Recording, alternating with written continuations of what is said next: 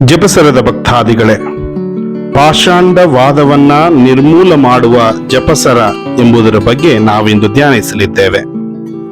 ನಾವು ಪ್ರಸ್ತುತ ಜಪಿಸುವ ಜಪಸರ, ಈ ಜಪಸರದ ರೀತಿ ಅಥವಾ ಜಪಸರದ ವಿಧಾನ ನಮಗೆ ಲಭ್ಯವಾದದ್ದು ಕ್ರಿಸ್ತ ಶಕ 1214ರಲ್ಲಿ ಸಂತ ಡೊಮಿನಿಕರ ಜೀವನದಲ್ಲಿ ನಡೆದ ಒಂದು ಘಟನೆಯನ್ನ ಆಧರಿಸಿ ನಾವು ಇವತ್ತಿನ ಈ ಧ್ಯಾನವನ್ನ ನಾವು ಮಾಡೋಣ.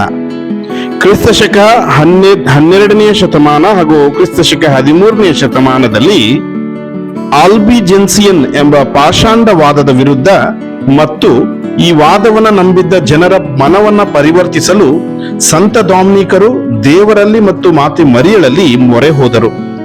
ಈ ಪಾಷಾಂಡವಾದ ಕಥೋಲಿಕ ಧರ್ಮಸಭೆಯ ವಿರುದ್ಧವಾಗಿದ್ದು ಮಾತ್ರವಲ್ಲ, ಎಷ್ಟೋ ಮುಗ್ಧ ಕ್ರೈಸ್ತರು ಈ ಸೈತಾನನ ವಾದಕ್ಕೆ ಬಲಿಯಾಗುತ್ತಿದ್ದರು.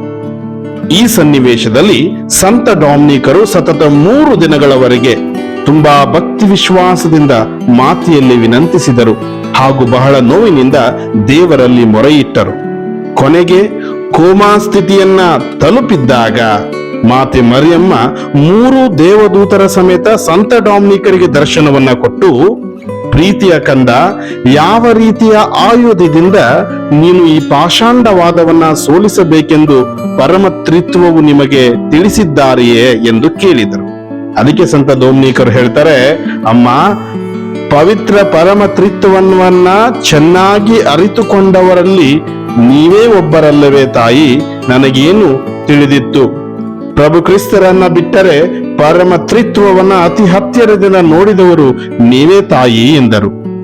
ಆಗ ಮಾತೆ ಮರಿಯಮ್ಮ ಪವಿತ್ರ ಜಪಸರ ಅತ್ಯಂತ ಶಕ್ತಿಶಾಲಿ ಆಯುಧ ಎಂಬುದನ್ನ ಅವರಿಗೆ ತಿಳಿಸಿದರು.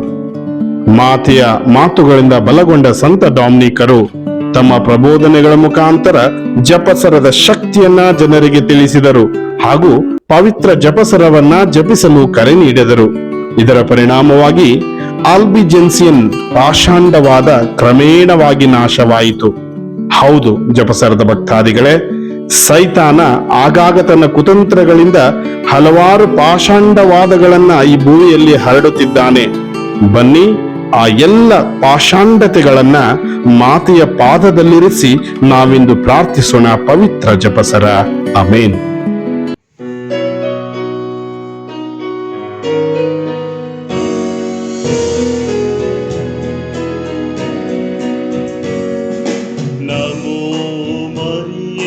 ಪ್ರಸಾದ ಪೂರ್ಣೆ ದೈವ ವಾಕ್ಯದ ದೇಗುಲವೇ, ಸ್ತ್ರೀಯರಲ್ಲಿ ನೀ ಧನ್ಯಳಮ್ಮ, ಧನ್ಯವು ನಿನ್ನ ಕರುಳ ಗುಡಿ, ಆ ಧನ್ಯದ ಫಲವೇ ಯೇಸು ಪ್ರಭು.